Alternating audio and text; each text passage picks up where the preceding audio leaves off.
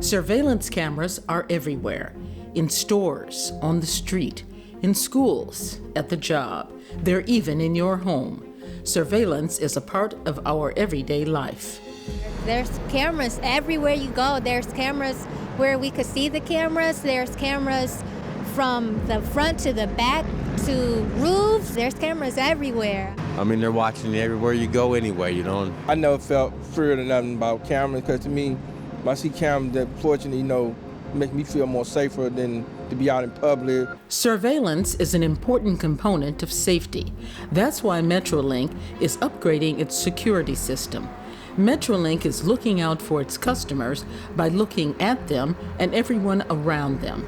They are improving all 38 Metrolink stations with an enhanced real-time surveillance system as part of a $52 million secure platform project. What you're seeing is the construction of a real-time camera center, which takes very important security technology and it propels it from being a reactive support to a full proactive viewing. Is already operational and now is operational 24/7.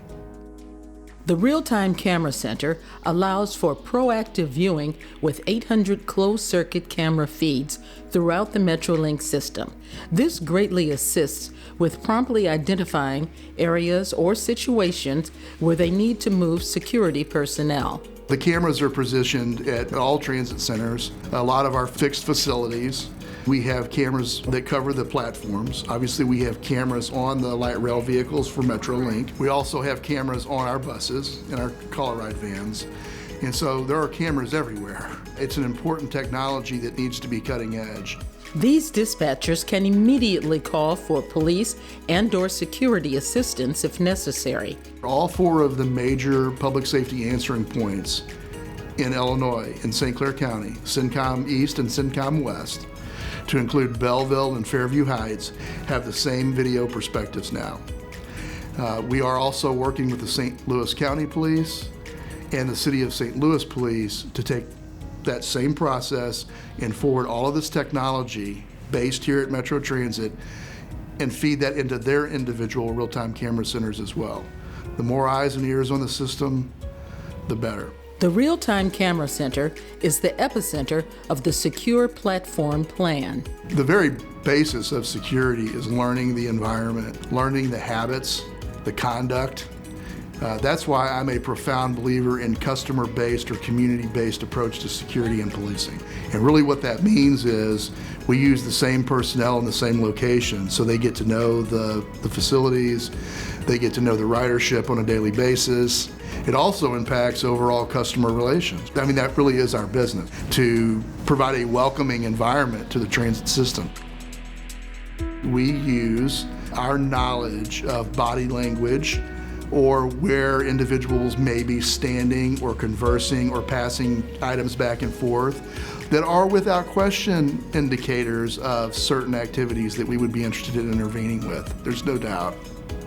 Within our system, you'll see that there are analytics that we can set within certain views. So if at a certain location, we can set the analytics in our camera system if somebody hops over a fence or they're walking in a certain direction down the tracks where the trains would travel. Once those analytics are solidified in the system, that will immediately notify the Real-Time Camera Center.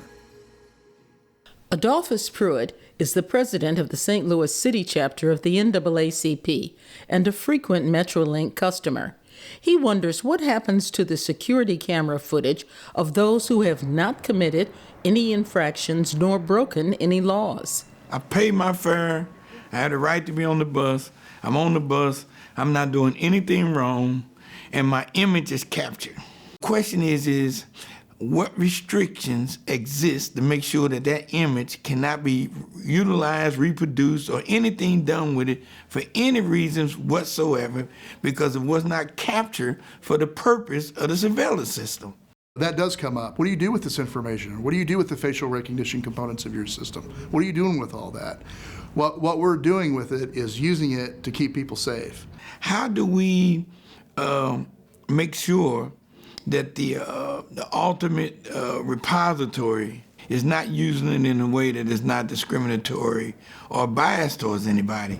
If you come in and you ride the system and you pay your fare and you exhibit good conduct and you're not disruptive to the totality of the ridership or putting anybody in danger, you will never have any interaction with security or police. It is an open system. There's no expectation of privacy. And I can't do my job effectively without the technology.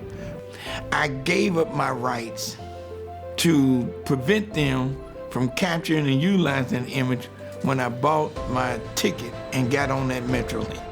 So how do the frequent bi-state and Metro customers feel about having their images being recorded by the live surveillance cameras?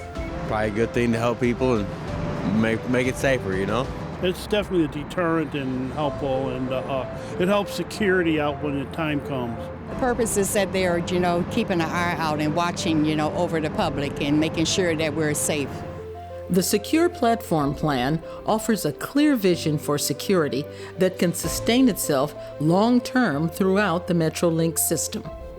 So there's buy-in to the system. Why do they have buy-in? Because they feel safe, because they're on the train with a lot of people. And part of safety and security is we've talked about everything that we've done, from technology to how we use our human assets, provides comfort. It's the totality of everything that we're trying to accomplish to improve both major modes of transportation, train and bus.